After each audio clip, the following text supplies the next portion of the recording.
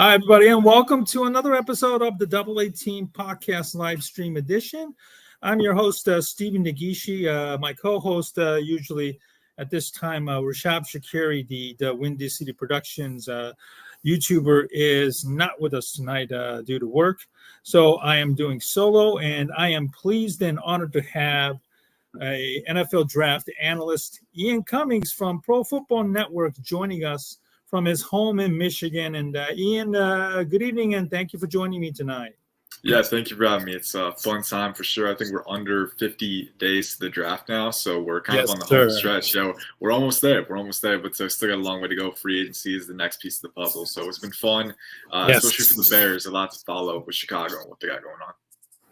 Absolutely, and we'll get right to it. So, day 4 of the free agency is, almost in the books right now, and I got to be honest, Ian. I think a lot of Bears fans are kind of a little bit disturbed and a little bit disappointed how the free agency has turned out so far in terms of the number of signings. I mean, they've signed players. There's no question about it, but I think a lot of the players that they were hoping for, at least make some splash signings, has not really happened. So I want your honest opinion about the free agents that the Bears have signed so far up until today. Yeah, well, they got Coleman Shelton, right? I believe they just signed him today, actually, the center. So I think that gives you a little bit of experience at center, right? I think you want to get some competition there with him, but it's a decent signing. They got Kevin Byard at safety, correct, to pair with Jaquan Brisker.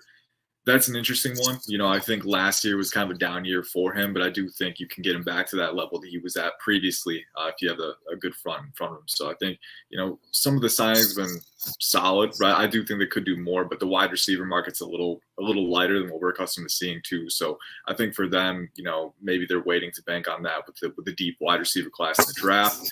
I think for the Bears, it's just, solidifying depth was the best thing for them to do in free agency, and I think there's still time to do that. So I think, on one hand, haven't been blown away by what they've done. I think the signings they made have been decent, but still a long way to go, and there's always the second wave, the third wave, and even late offseason signings that can make a difference too. Like Jadeveon Clowney for the Ravens wasn't signed until the summer, I think. So, there's always a lot of time. So 2 to 3 days in, I don't want to overreact to anything. Mm-hmm. So on a A to F scale so far as of today, how would you grade it? Like a B minus? Yeah, probably B. I just remember they got Gerald Everett too from the Chargers, which I like that as a tight end too. I think it's a solid signing. So I think B minus, right? I'm a pretty easy grader. It's going to be tough to completely, bottom out. So I think they've been solid. I think they have enough capital where they don't need to go, breaking the bank here. I think they can just fill gaps where applicable, and then wait until the draft to get the really young talent, take the next step. Mm-hmm. So, like immediately within a minute of the new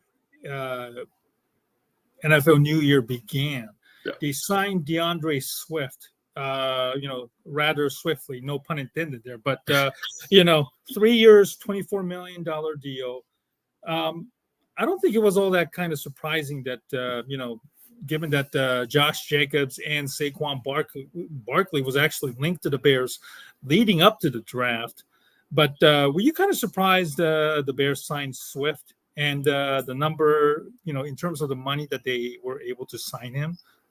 Yeah, I was a little surprised because they got Khalil Herbert still, right? Rashawn Johnson, they spent a 4th rounder on him. So I thought maybe they'd roll with that tandem in front, right? Give Rashawn Johnson a little bit higher workload this year.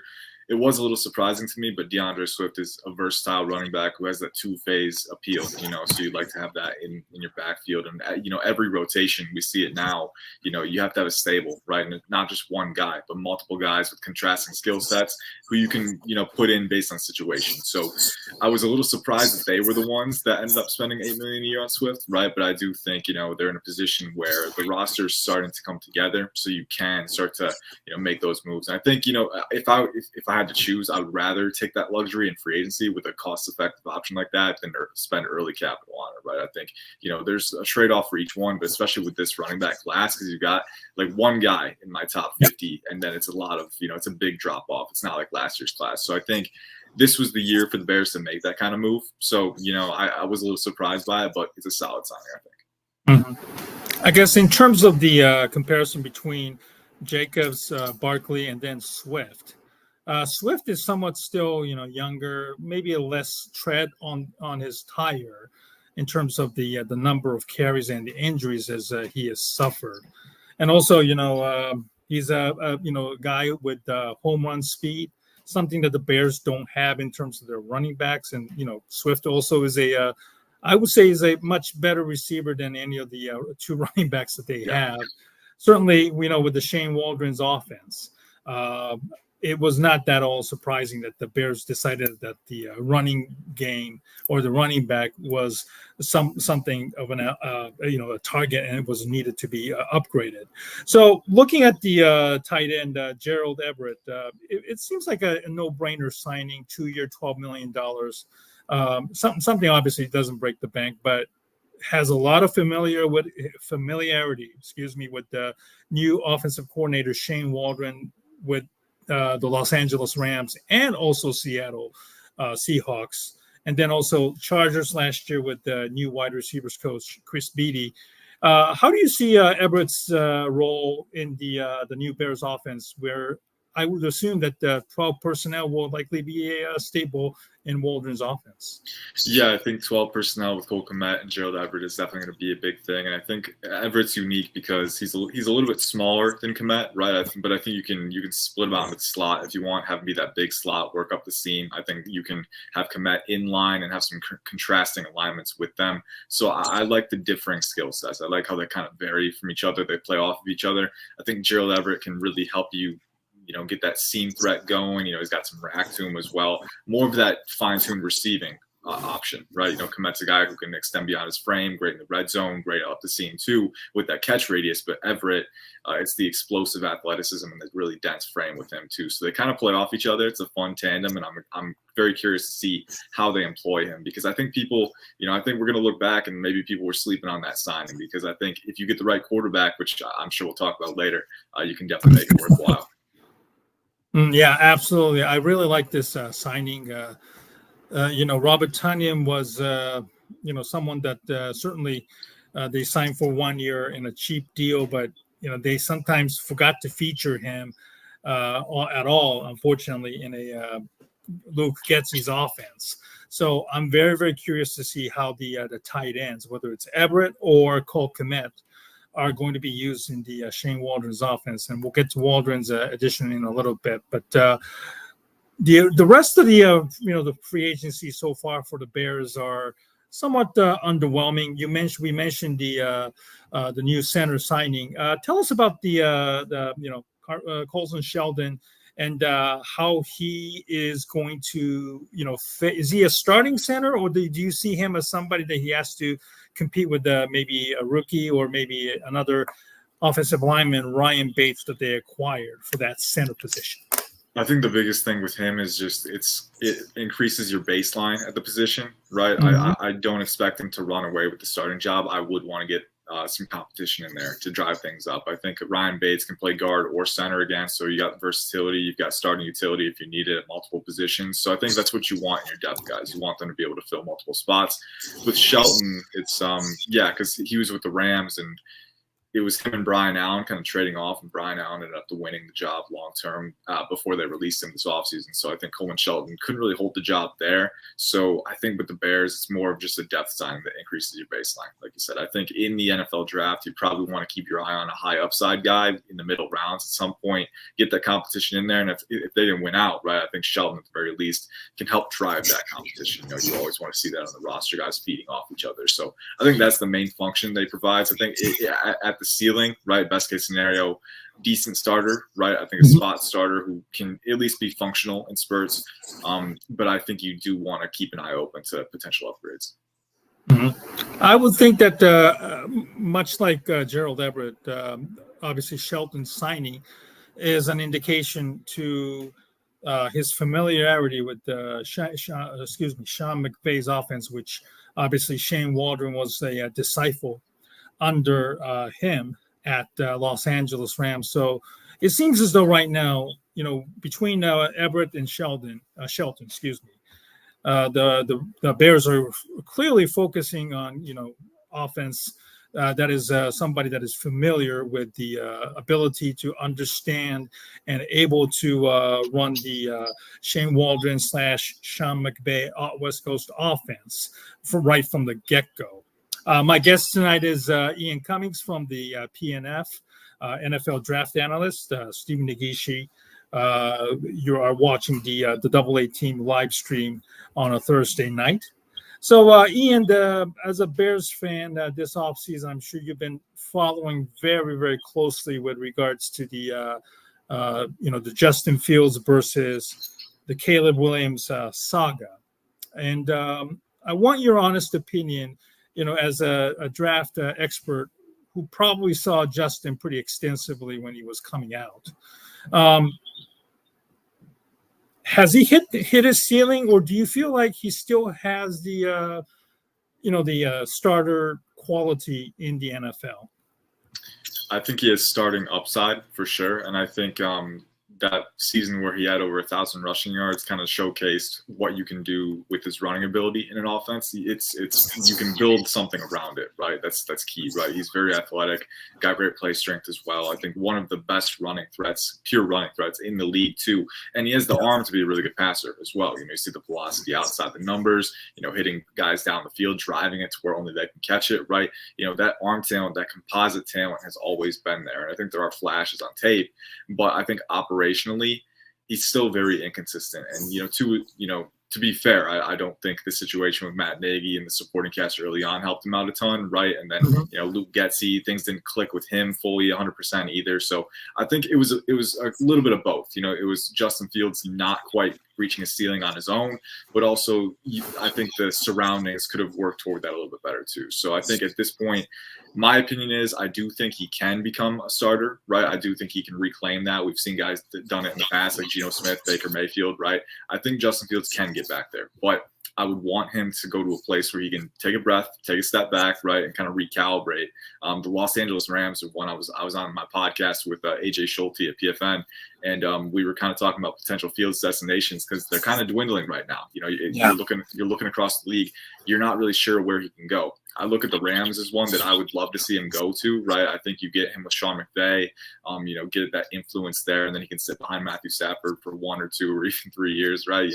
Long term, and if he gets an extended shot to play in relief of him and fares well, that could lead to another contract somewhere else. So I think with him, the best path forward, I think, is that getting that change of scenery, getting that time to take a deep breath and take a step back and recalibrate, and maybe then he can get back on that path to his ceiling. I think he's stagnated where he's at right now. Yeah, I know the Discord has been incredibly dishearteing, especially on social media. And we get it; it's social media. It's kind of like a cesspool, the way it is right now. But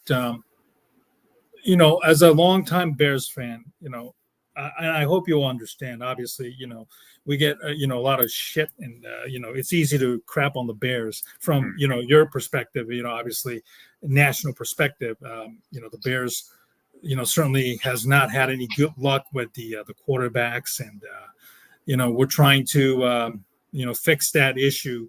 Certainly, hopefully, landing Caleb Williams, and we'll get to that in a little bit. But that anger, that the Bears fans have.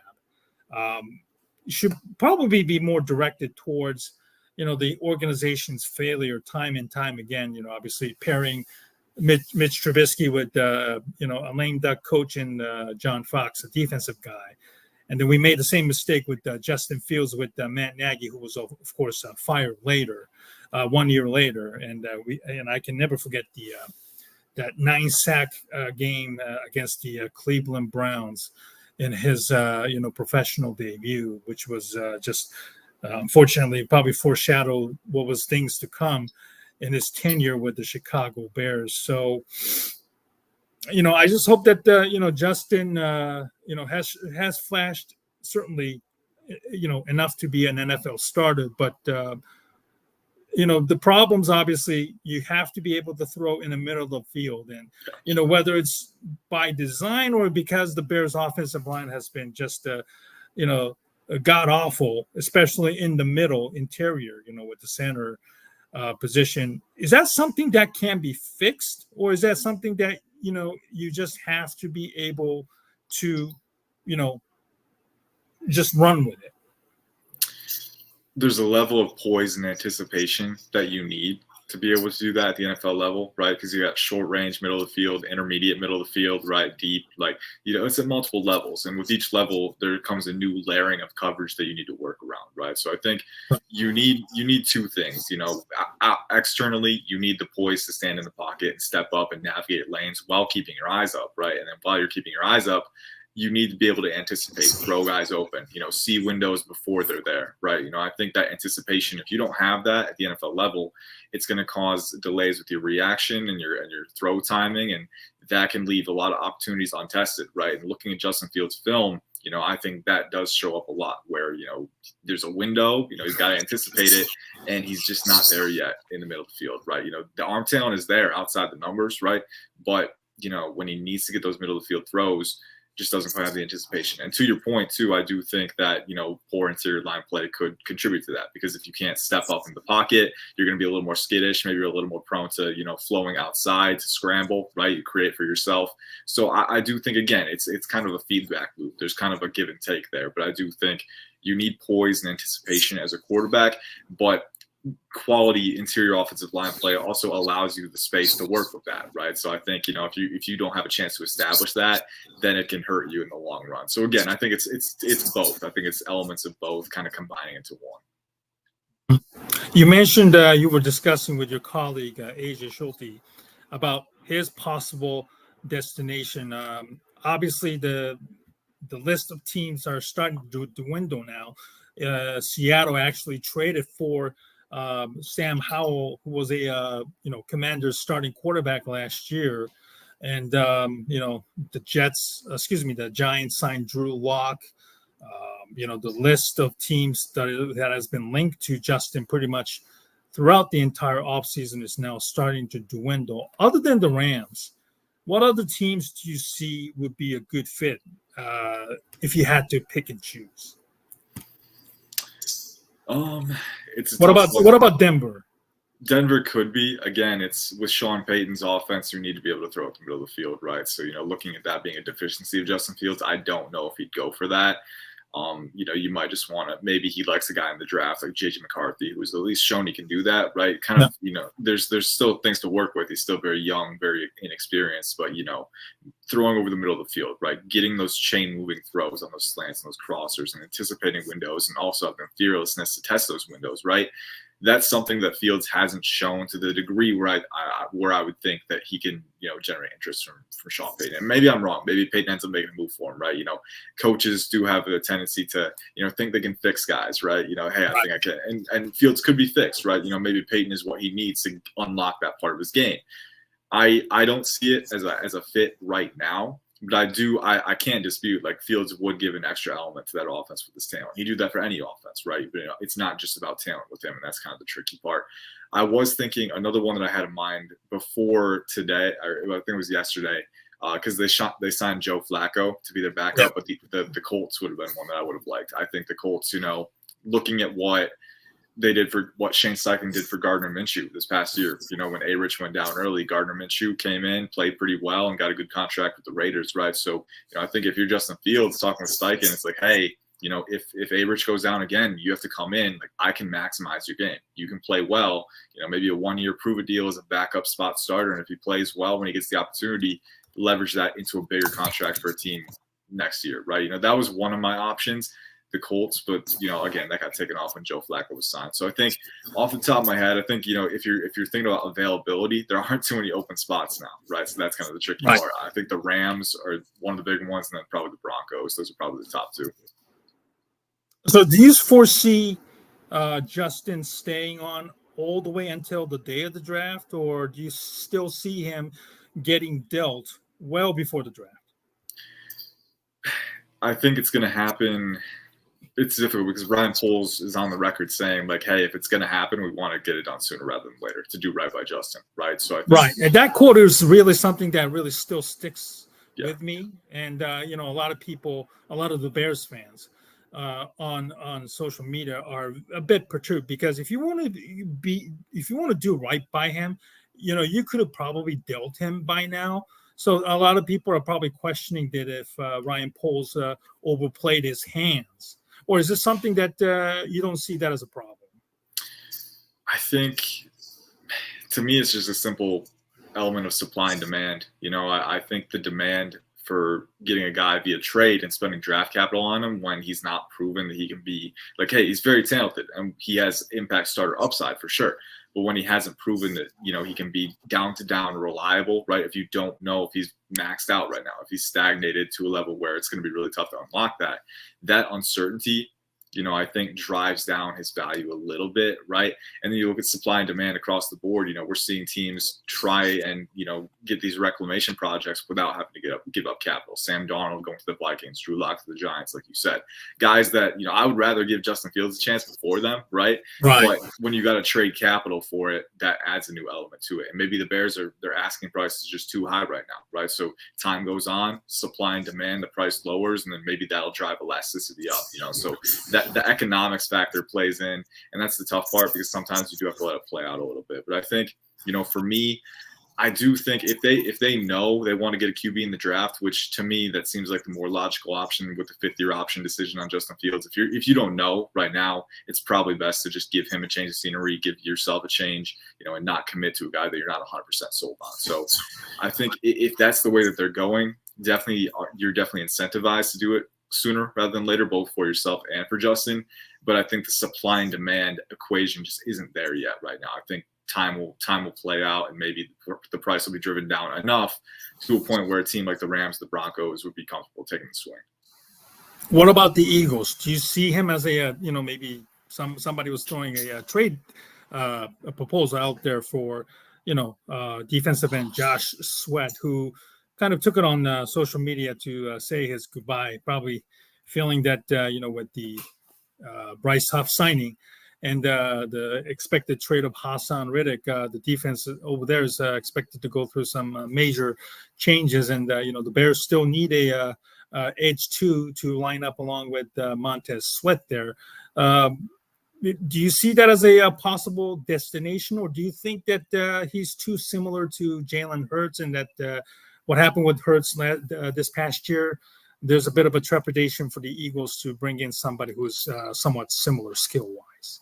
I don't think that's too big of an issue. I think they're still committed to Hurts, so I don't think there's going to be trepidation there. And I think actually, having some skill similarities, in this case, the athleticism, the running ability, that can help you. You don't have to rework your scheme if Hurts gets injured, right? You can just insert him right away. So I think that familiarity actually plays in his favor. I just don't know if the valuation matches up in a trade that would swap them Josh Sweat, right? Because Justin Fields, he's very talented, right? And quarterback is a very valuable position. But when you have uncertainty at the QB position, especially for a guy who's got a fifth-year option decision coming up, right?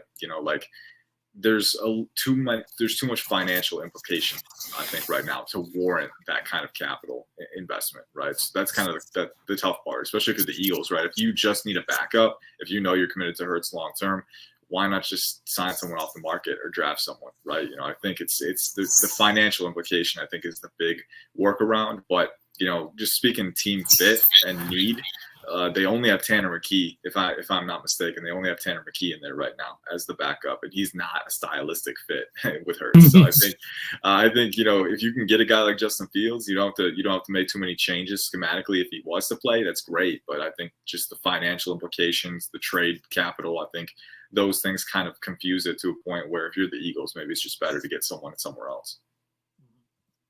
So I know this is a bit of a hypothetical question once again. Let's say, for example, Ryan Poles completely, fooled everybody with regards to the quarterbacks position and decide to keep Justin Fields because the value isn't there. I know it sounds ridiculous, but let's just say he decided to keep him and give him the opportunity, to work with Shane Waldron as the new OC.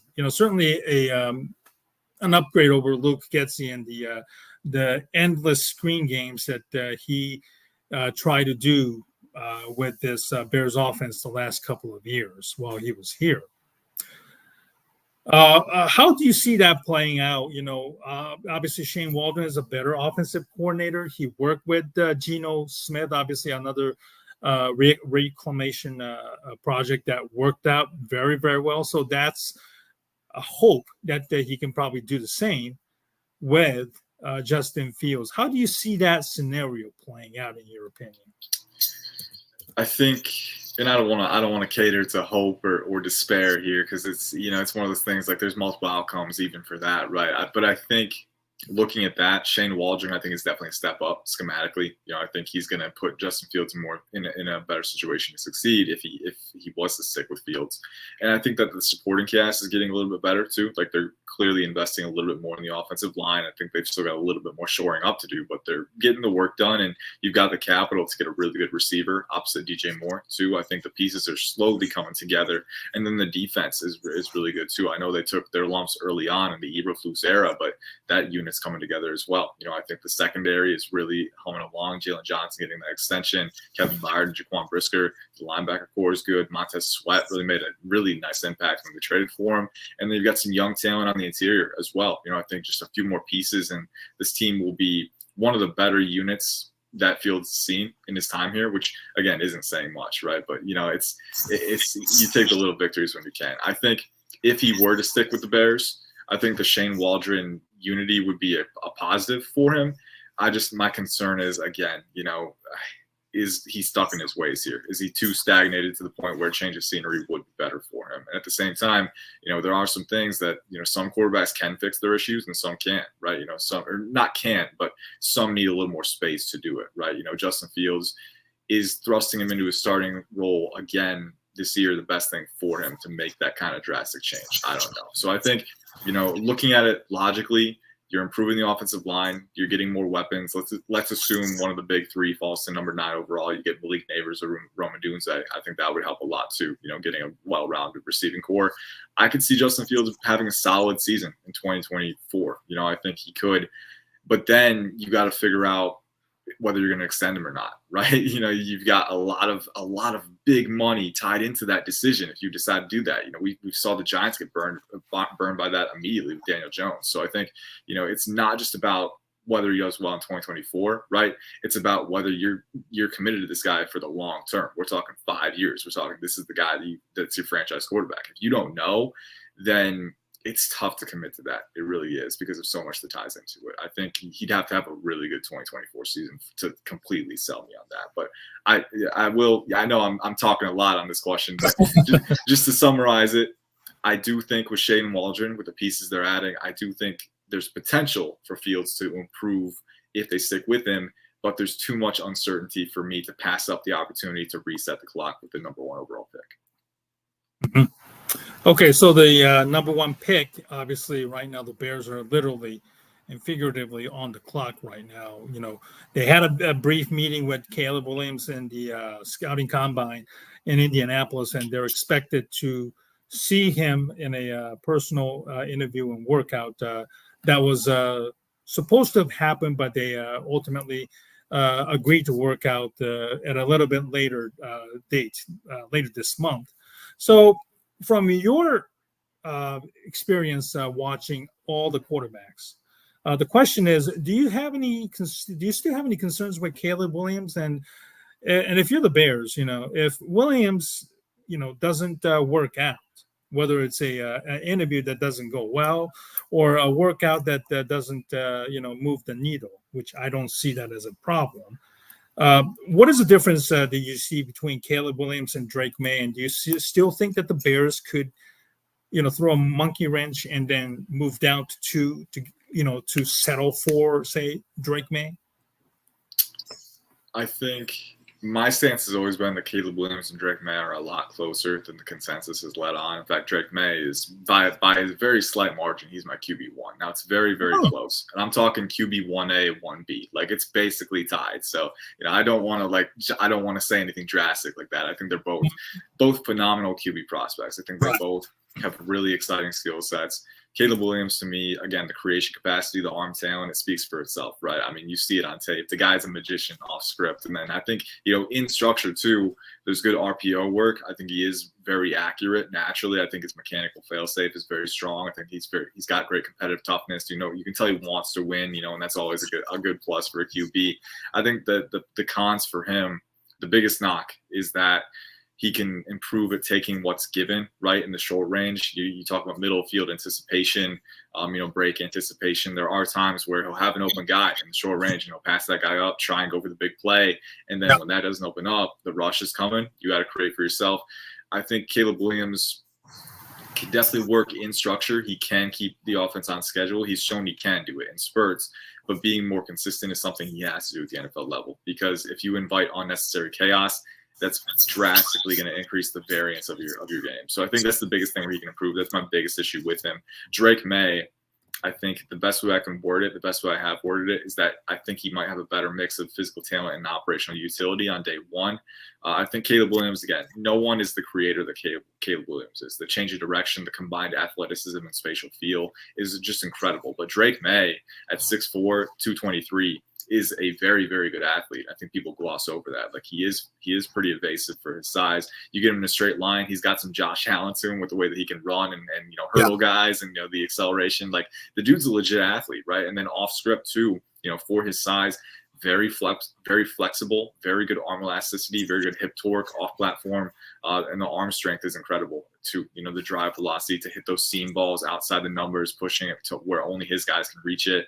He has some really incredible throws on tape. And I think the one thing that really sells me with May is that inside the pocket, you could see him manage space inside the pocket and actively manipulate DBs with the shoulder alignment, right? Kind of throw guys open and use his eyes to displace defensive backs and use that to his advantage. So the ability to, kind of control the moving parts in real time, it is very appealing with him. I think there are some instances where he can improve. Under pressure, his decision-making can wane a little bit. He'll try and force some ill-advised throws. And then the situational precision too. There's little mechanical deficiencies that you can keep honing in on.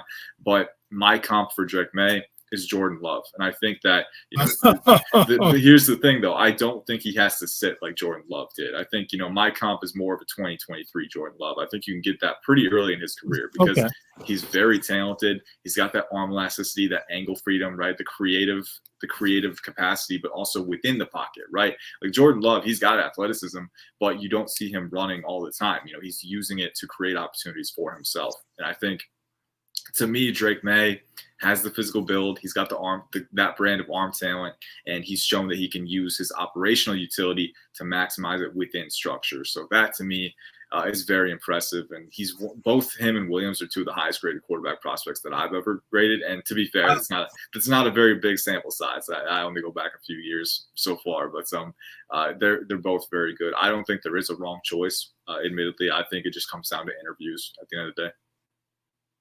Wow, that's a huge revelation. Obviously, you probably saw Andrew Luck, Trevor Lawrence. I think the term generational gets thrown around rather, casually. And wow, so you see both Williams and May as the best QB prospect you've ever seen scouted? One of the best. Not the best. And I got to go back. I got to circle back because my grading scale was a lot different when Trevor Lawrence came out. So at some point, I need to go back retroactively to try and adjust it and kind of translate those grades and see what they would have been now. I think Trevor Lawrence would be the highest one that I've graded before. But I think both Drake May and Caleb Williams are kind of in that CJ Stroud tier for me. Like Stroud was my QB1 last year. So they're both very good. Like they're in that tier where I don't have too many reservations. And, hey, maybe they don't work out. No one knows what's going to happen. But when you're projecting a prospect, it comes down to, is he worth the investment? And with both of those guys, I can emphatically say yes.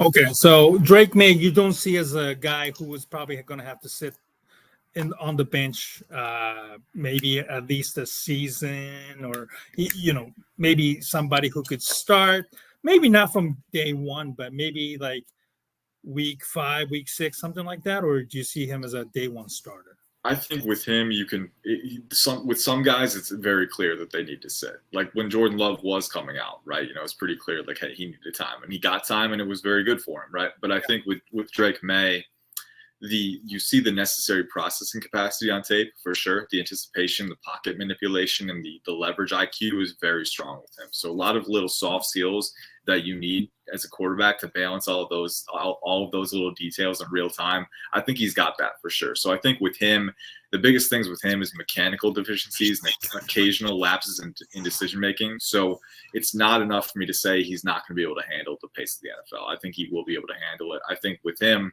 it's just once you get him in that room, ideally have a veteran to help him along, a veteran spot starter, backup who you can trust starting in a few weeks if you need to.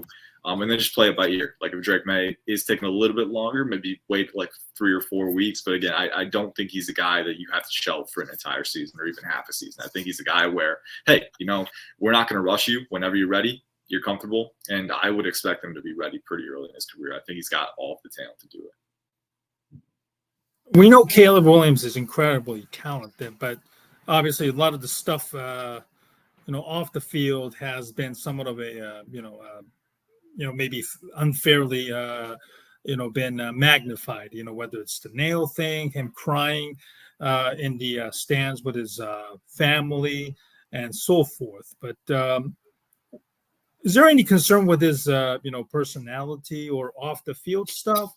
Because for one, I was always under the impression that Williams, because he's from the DC area and Washington is picking number 2, and, with the new ownership, they want to bring in someone to, completely wipe the, the stench off the 2 decades of disastrous ownership under Dan Snyder, and Caleb Williams being a hometown hero would certainly fit the bill more so than the Bears itself. Do you still see the, Caleb wanting to play for Chicago, or do you feel like he's still somewhat angling, wanting to play for his hometown?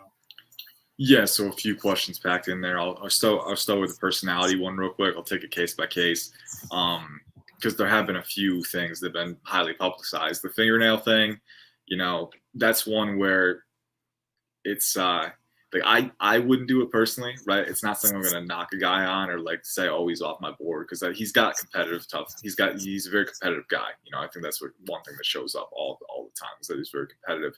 Not something I would have done, but it's not something I'm going to indict a guy for, just indefinitely. And then the crying in the stands, that doesn't even warrant a discussion, in my opinion. It's a kid who was playing his last game, had high hopes for the season and didn't quite reach it, right? So if you're competitive, if you care, that emotion's going to come out. I think people look at emotion a lot of times and they kind of shame people for it, which is kind of backwards in my opinion. If you're investing in a quarterback with high capital, you want him to care about it. You want him to be passionate about it, because if he's not going to put in the work, right? So I think with that, the whole issue of it, is kind of just backwards in my opinion. I think, one of the bigger issues that I've heard is that, not having the agent and his dad is kind of his representation.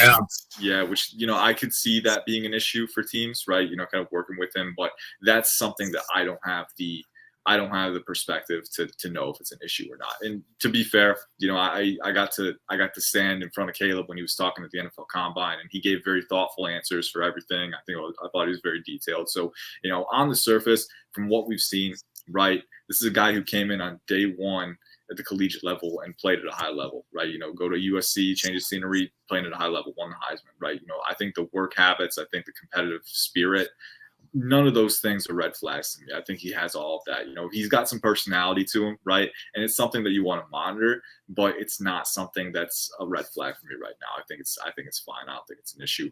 Going to the Bears and the Commanders, where he'd want to play, I know there's been some speculation that maybe he wouldn't want to play for a team. I don't see that. I think, wherever he goes, he'll be fine. I think, it's ultimately going to come down to, is one of the Bears or the Commanders completely in love with him? And then how does the other team feel about Drake May? I think that's the thing. Because if you're Chicago and you really like Drake May, and Washington's calling you like they're head over heels for Williams, right? They want him. It's Williams or bust. maybe you can leverage a trade back. Like, hey, we'd be willing to give you Williams at a certain price. You don't usually see that very often because some teams will fall in love with guys like the Panthers. They're like, hey, Bryce Young's our guy. We'll take him, right? So I think you don't usually see that. I think the personality evaluation could come into play there because Caleb Williams and Drake May, I don't have personality issues with either of them. Williams is a little more out there, right? Yeah. Drake May, talking to him at the combine, very charismatic dude. But you can tell he's tuned in. He's very charismatic. He's very focused. But he knows what he's talking about. He's got some energy to him too. He's very lively. So I think both guys have good personalities for a franchise QB. I think Caleb Williams, very competitive. Wants to win, very passionate. Drake May seems very tuned in. Very very passionate too. So I think it's not that issue. It's just for the Commanders or the Bears, which one is the better culture fit, right? And you can have good character but not be a culture fit. It comes down to fine tune what are you looking for. So I think that's what it's going to come down to because talent is not a big enough separator for me. I think that's what it'll come down to. So you would entertain the offer from Washington from moving down from 1 to 2 to not say settle for Drake May. I'm sure the Bears fans will would be receptive to that idea, given how they've gone through this off season. But do you think that even though from going down from 1 to 2, you could get a decent haul for, from Washington? I think you could. I think it depends on how they feel about May too. Because if they're in the same boat as you, like, hey, we like both these guys, we'll take whichever one's available. Then they don't even have to trade for it, right? So I think it depends on what the gap is in their perception between Williams and May. I think that's ultimately what depends on. But let's say they are in love with Williams. I think you could get a decent haul. You got to play your cards right. You got to act like you're interested in him too, right? Which you could be, right? You could be 50-50. We're good with whatever. But you got to make them do the work to get you off that spot. But I think if they're enough in love with him, you could get some capital out for sure. Mm-hmm. My guest tonight is Ian Cummings, the NFL draft expert with Pro Football Network. Ian, obviously, earlier we discussed about the free agency and lack of big signings by the Bears. Obviously, Poles seems to stick by his numbers, and regardless of what the fans are, feeling, angry, underwhelmed, he's going to be marching to his own drum for the better terms. Any remaining free agents that you see that as a good fit for the Chicago Bears? So many free agents. I'll be honest, I got to refresh with the list here. I understand. So right now, obviously, center is a position that has been filled. Yeah. Right now, I can think of, wide receiver 2 and 3. That's a huge need. Yeah. Another edge rusher to pair with Montez Sweat. Maybe a 3 technique tackle. That's probably obviously gone with Arik Armstead signing with Jacksonville today. Yeah.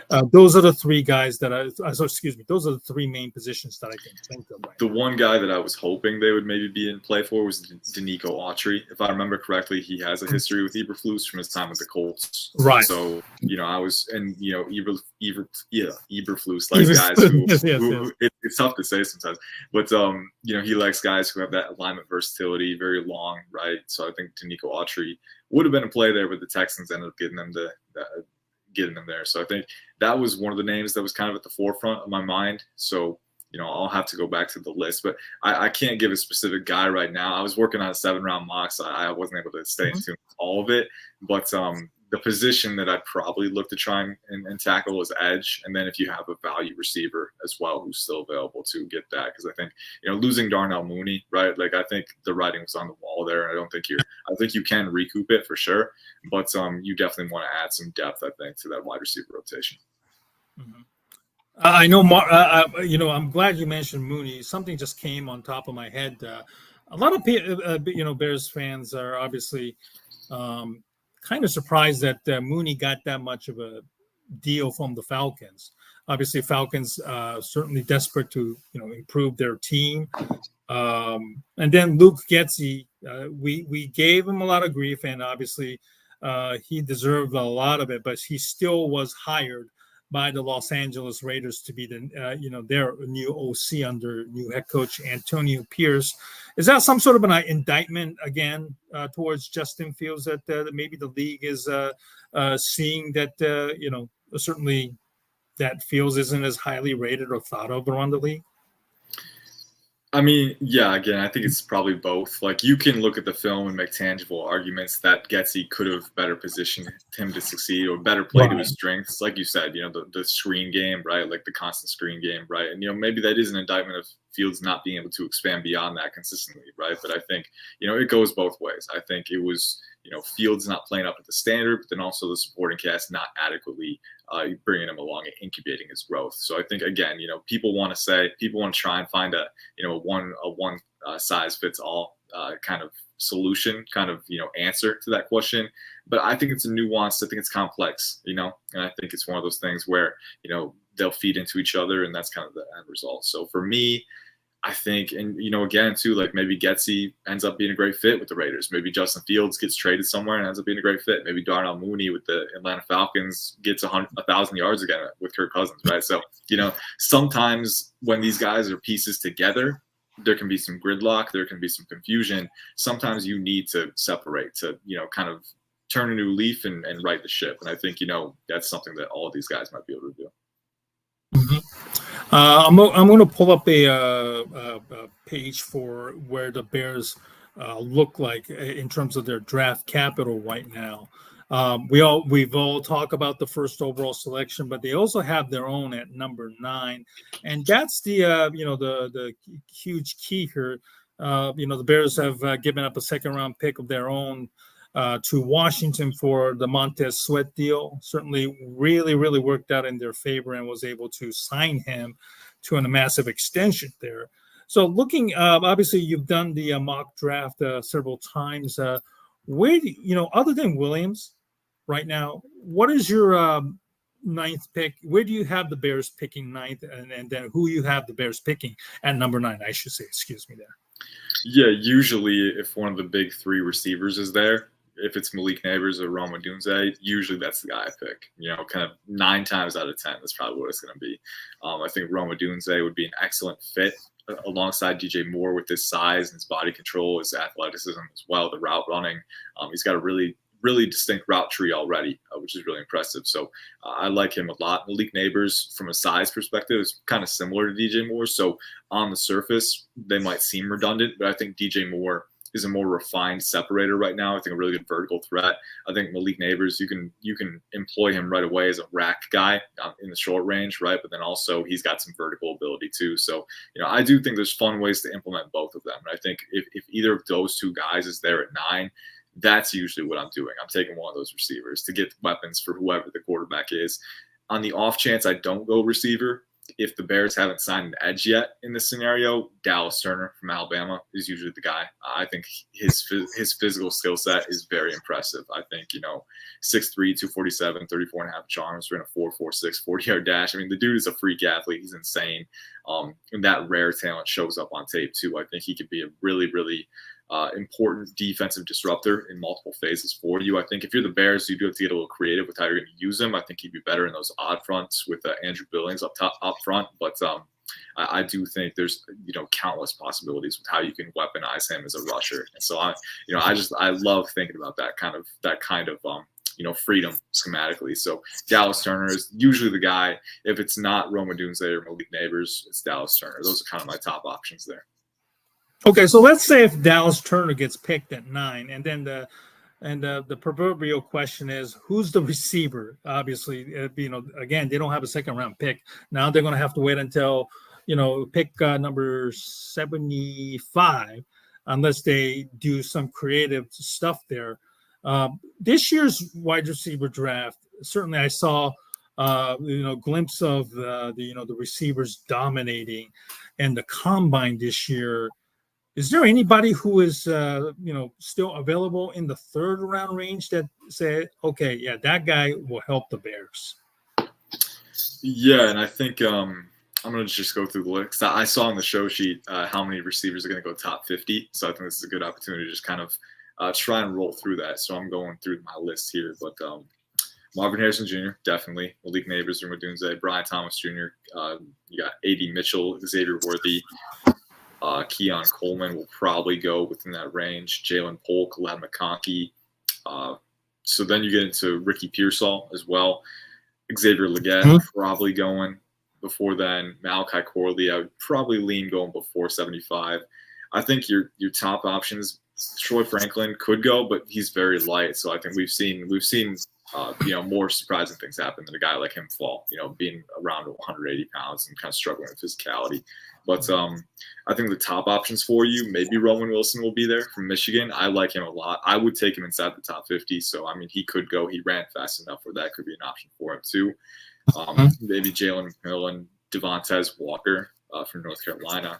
And then you've got guys like Jermaine Burton, Malik Washington. I think that's kind of what you're getting at 75. I think upwards of over a dozen guys could go, or upwards of a dozen guys, I should say, could go in the top 50, and then a few more outside of that too. So you're not going to get your pick of the litter if you're the Bears, unless you make a move up. I think, if you want a guy, you got to be aggressive because this class is very strong up top. I can speak, knowing my board right now, I think I have 10 receivers in my top 40. So it's like there's a lot of talent for sure. So if you want a guy, you got to move up. Right. One of the biggest problems that the Bears have done when it comes to their quarterback drafting and development is that they don't surround that quarterback with enough talent. And certainly that was a problem with both Trubisky and Fields. And I just hope that Ryan Poles, having come from the Kansas City organization and having won a Super Bowl, seeing things up close with how they operate, don't follow with the same mistakes that not the other. There was only one, Ryan Pace, who drafted both Trubisky and Fields and failed miserably there. So I hope that they don't make that same mistake in not giving, Williams or May, the receivers certainly, to take the top off from DJ Moore. What about Brandon Rice, Jerry Rice's son? I didn't hear his name mentioned. Was he way higher there, or you don't rate him that high? He's just outside my top 100. So early day 3 is kind of where I would grade him. I like the vertical ability a lot. I think for his size, he's got great 60-yard speed, right? You want to talk about a guy who can stress defenses vertically. He's definitely that guy. He's got great size, great length, great play strength. I think at the Senior Bowl, you kind of saw what he can do in contested situations, right? Really competitive. He's going to compete for the ball. He's going to fight for it. And he's got that alpha mentality. Like, he'll come away with it for sure. I think the route running is where I'm a little concerned with him. He is a little stiff in the hips. I think he does have enough flexibility to expand his tree. But there are times where he'll lock up inefficient footwork and non-elite hip flexibility that'll hurt him at stems, and then he'll try and use extraneous physicality to compensate, and that can lead to penalties. So I don't know how translatable of a separator he is, and then his hand technique can be a little inconsistent at times too. So for me, he's more of a developmental guy. I think there's still a lot of work to do, but if you want a guy who can provide a vertical element right away and maybe grow into something more, I think early day 3, it's a good investment for him. That's kind of where he is for me. Oh, it doesn't help. It doesn't hurt, that he played with Caleb Williams and knows, Williams' tendencies and strengths. So, if you're going to draft, I'm glad you brought that up actually, because that was one thing that was evident in the scouting report is that, well, he's not the most diverse route runner right now. He's very intelligent on the scramble drill, knowing how to work back to the quarterback and create second phase separation too. So I think, and that's a good thing, because you got to have chemistry with a guy like Caleb Williams. He's so chaotic sometimes. He knows what he's doing. He knows what he's doing, but sometimes you don't, right? So you don't know what he's doing. So understanding that and being able to play to that, I forgot to mention, but I remember writing that in my report. Brendan Rice, that is something that shows up a lot with him, and that chemistry, especially for an unpredictable quarterback like Williams, could be very big. I know we see and I'm not making a comp here. I'm just just situational comp. But Patrick Mahomes and Travis Kelce, the reason they're so great is because they have that chemistry where even off script, Kelce knows how to work open for his guy, right? So I think that chemistry can really help an offense stay cohesive. What about Malik Washington? I know he is somewhat of a diminutive receiver. Went to Northwestern, I believe, and then went to UVA, Virginia, and then had a phenomenal senior year and did well at the Shrine Bowl, I believe. How do you rate him? Yeah, and I believe I mentioned him as one of the top guys at 75. If you can get him, he's I top. apologize there. No, you're good. I was really rushing through that, but he's the top 75 prospect for me. Actually, I would take him on day 2 for sure. I think he'll probably be confined to the slot because he is a little bit smaller. The lacking length might hurt him against press, but I think he's a very nuanced route runner, and he's very explosive, very twitchy, really fleet-footed. And the dude is tough. I mean, he's tough as nails over the middle of the field. Even if it's a pass with a defender inside his frame, he's going to jump for it. He's going to fight for it, and he's going to contest. He's very competitive for his size. I love that about him. Very good hands. Some of the strongest, most consistent hands that I've seen in this class. Which, I mean, to break Virginia receiving records, you kind of have to be there, right? So he's a very, very consistent pass catcher who also functions as a really explosive powder keg, really low to the ground, very good rack threat as well. So I think, he'll probably be confined to the slot, but from the slot, he can be a true 3-level weapon. So I like Malik Washington a lot.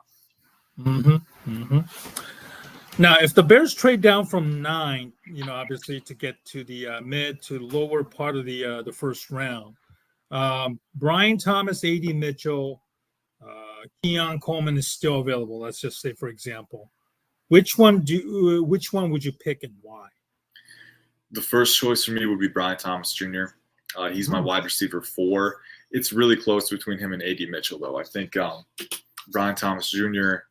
has that wide receiver 1 profile if he can reach his peak. I think the one thing for me that separated them is that I'm trying to think back to my evaluation. I know Brian Thomas Jr. definitely, they're both very explosive guys with size. That's the most important thing, right? A.D. Mitchell's around 6'2", 205. I think Brian Thomas is 6'3", 209, right? So both guys are streamlined, really explosive, really good length, really good catch radius.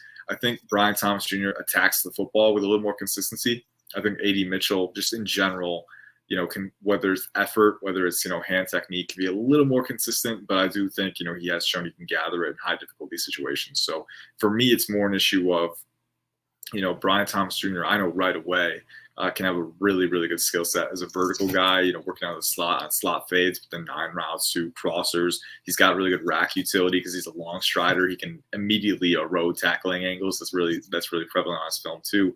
And he's still very young. I mean, he didn't start playing football full time until late in his high school career because he was focusing on basketball early on. So you see that box out ability at the catch point in the red zone. I mean, the dude's elite in that area. And then he's got the 3-level upside. He's a very flexible route runner. I think his ankle flexion is really impressive on stems, kind of curving through breaks. So I think the upside is there for sure. I think A.D. Mitchell's route tree is a little more refined right now, and that's where he would have a kind of an edge on Thomas. But I think Brian Thomas Jr.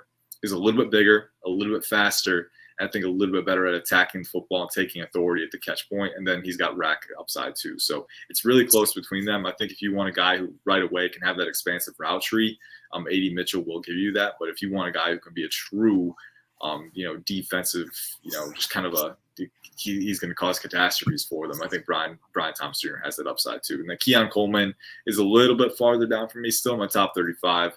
I know people look at the 4.61 40-yard dash, and that's probably, he doesn't have the elite vertical speed that, Brian Thomas Jr. has, but I think Keon Coleman is still that alpha with a really good 3-level framework. I think his route running can improve a little bit, but the flexibility is there, really strong hands, got really good red zone threat, alpha at the catch point.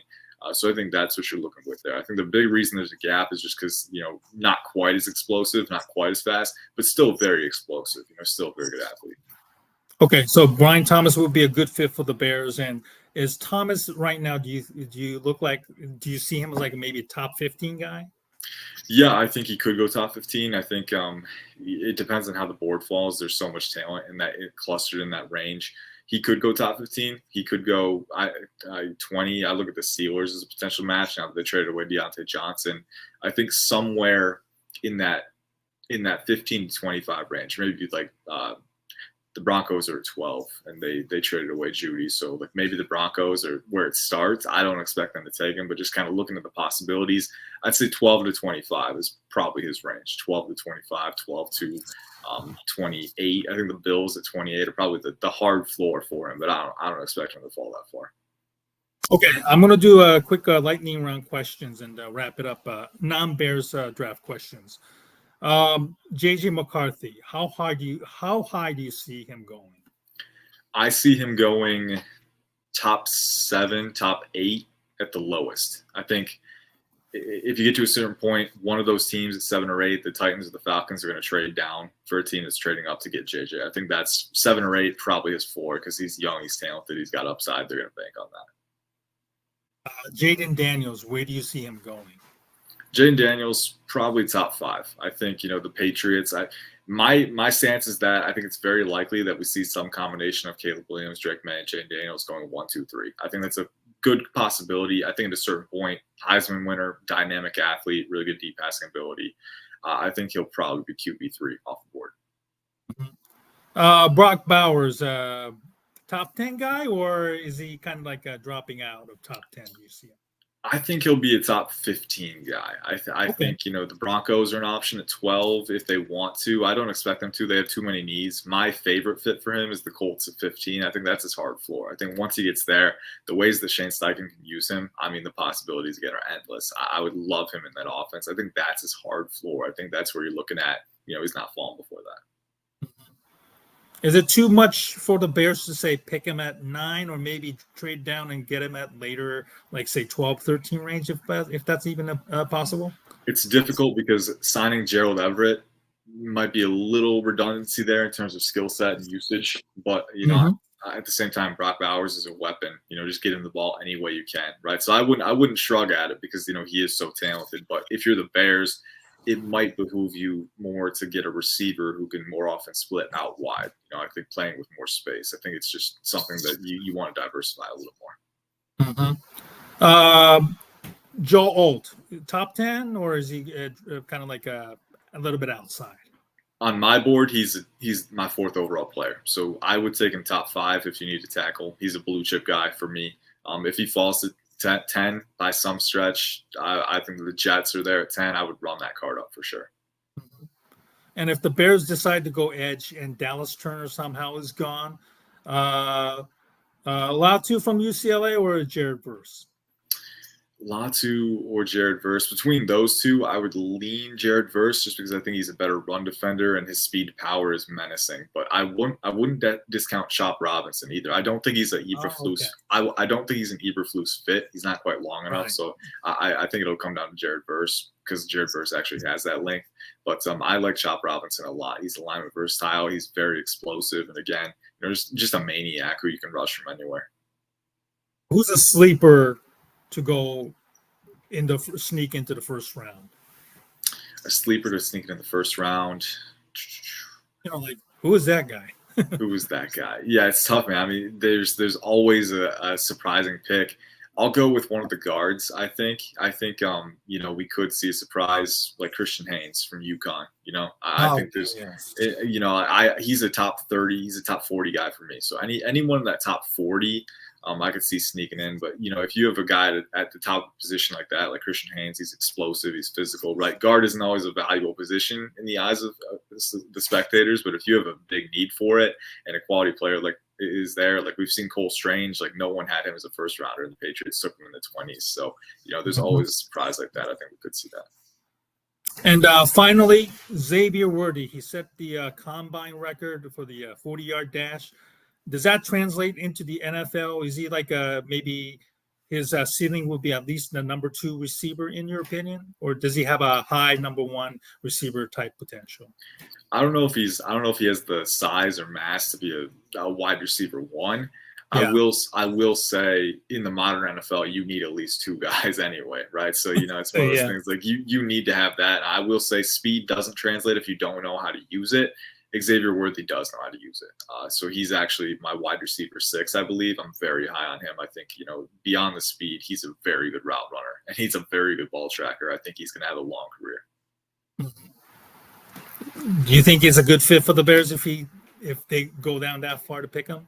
If you want him, man, if you want speed, go ahead. Maybe like a Kevin Lockett type of, like a comp with the Seattle, I believe. Yeah. Obviously Waldron seems to obviously, know how to use them and have used them in the past. There, my comp for worthy is Henry Ellard back in the day. I think. Oh, okay. Yeah, The old LA Ram. Yeah, Wow. so I think because here's my thought. I think the movement patterns match up a lot. I think he's under 6 foot. He's 5'11" and some Right. change, but he's a long strider, so he's got really nice stride lengths. He's the movement patterns, the twitch, the quickness, and I think like Ellard, he's a speed guy, right? He's a return. You can use him on returns too, but he's a legit receiver too. Like he's a legit route runner. He's got a full route tree, right? He's got really good tracking ability, again, extending beyond his frame. He's got some rack to him. He's got some wiry strength, right? So I think like Ellard, he's going to be a guy who comes in, built as a pure speed guy, and then he sticks around for a really long time because he knows how to play football.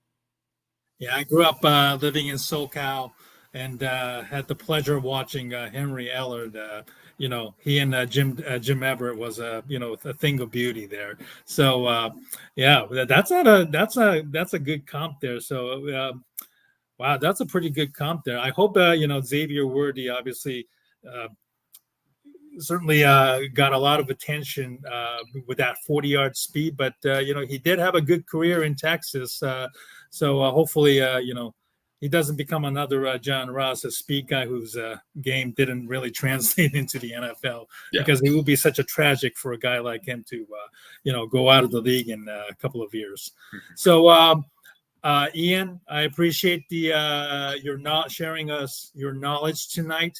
Obviously, your job is about to become more and more hectic with the more mock drafts and draft scouting, writing scouting reports for PFN. And one quick question before we go. I was kind of curious, obviously, your background. Did you play football, or did you kind of fell into the, becoming like an NFL draft expert? So I played tennis back in the day, high school. Really? A little bit of college. Yeah, I played tennis. That was my sport. I liked football, right? I wasn't like a diehard fan, but I liked it. Like I told you earlier, I grew up in just 15 minutes from East Lansing, so I grew up when Kirk Cousins was playing, right? So, so I was a big Kirk Cousins fan. I'm still happy that he made something, after being a 4th round pick. But so I kind of got into it that way, and I liked football, I liked writing, so I kind of combined the two, and it's really interesting because it's cascaded to where it is now. But I use my tennis experience to kind of learn more about mechanics, because mechanics is something that transfers across sports, like your weight distribution, your positioning, your footwork. Yeah, so it's really helped me understand quarterback mechanics, right? Even corners and wide receivers, right? So it's really cool to see how it all ties together. But that's kind of my background. I was a tennis player, and then just kind of got into this. And once you get into it, you're always looking for ways to improve. Mm-hmm. So before PFN, what were you doing? Before PFN, I was at Fansided. Okay. I'm actually a part of the Fansided network with the Bears website right now. That's right. So. That's right. I remember Bear Guy was on. I remember that. Yes, I was. I was at Rigo's Rag. I started there in college as a part-time co-expert there. Okay. And then I did that for a couple of years, and then PFN was a startup at the time. They brought me on as an editor, and I eventually transitioned to that full time, and then ended up writing more, and then now it's kind of become the scout role. How much tape do you watch? Oh God, I don't keep track, and maybe that's just ignorance is bliss. I don't want to look at the number and faint. It's a lot. It's a lot for sure. You want to make sure you cover all your bases, right? And you can probably tell. I hope you can tell that whenever I do these appearances, right, and have to talk about it, like I want to watch enough tape that it's second nature, that I can just access a memory and talk about it, because I want to be able to off the top of your head there. Exactly. So you want to be able to communicate it naturally. So I watch enough to do that, and it's different for every player. Some players you need to watch like 7 or 8 games to get a full picture. Some players you watch 2 or 3. It's like, all right, I have enough. I have a set amount of questions that I want to answer. Once I've got that, I'm good. It's a little different for every guy, but it's a lot. It accumulates over time for sure, but it's all about creating a full picture of the class, so it's worthwhile. Mm-hmm. Wow, it's an incredible background that you didn't have the normal traditional football background like most people do. So, and I apologize, this is one final question. Any word of advice for an aspiring NFL, wanting to be like an NFL draft expert / scout? Word of advice.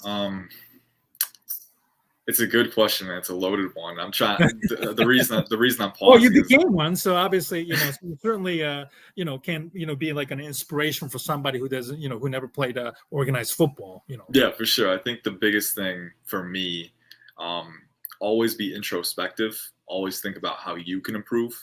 Because a big thing for me when I was just starting out, I was like, hey, I gotta have loud takes. I gotta have takes that I can stand on with conviction. It's good to be confident in yourself, right? But sure. It needs to come from a place of it needs to be process oriented, not results oriented. Like when I was early on, Josh Rosen, Zach Wilson, big misses for me because I was like, oh, I like this guy, right? I'm going to stand on this hill.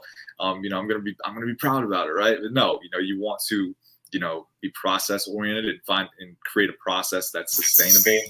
And that really only comes from being introspective, asking questions about how you can improve, and holding yourself accountable, not in a way that's harmful to yourself, but being like, hey, how can I get better, right? How can I keep improving, building on what I've done in the past? So I think, just always having that mentality of there's more for me to learn, there's more ways for me to improve, and just kind of seeing where that takes you. I think that's the biggest thing. Well, on that note, we'll close out the tonight's show. Follow Ian on Twitter throughout the, leading up to the draft at IC_draft, and also on PFN website. Ian, it was an incredible, 70 minutes of nonstop NFL conversations. And I want to thank you for joining me tonight. And hopefully, we get to do this again shortly after the NFL draft. And obviously, this year being at your home state of Michigan, and I'm sure you'll probably pay a visit to the Ford Field area to watch the NFL draft this year. We'll see. We'll see. Sometimes it's easier to cover it remotely. You have less distractions. You can just kind of watch it. So we'll see. It will be a good bucket list item to check for sure. So we'll cross that bridge. Absolutely, and I look forward to having you on shortly after the NFL draft, when hopefully your schedule becomes a little more less hectic. Ian, once again, thank you very much for your time tonight, and hope to do this again very soon. Yes, sir. Thank you. Thank you.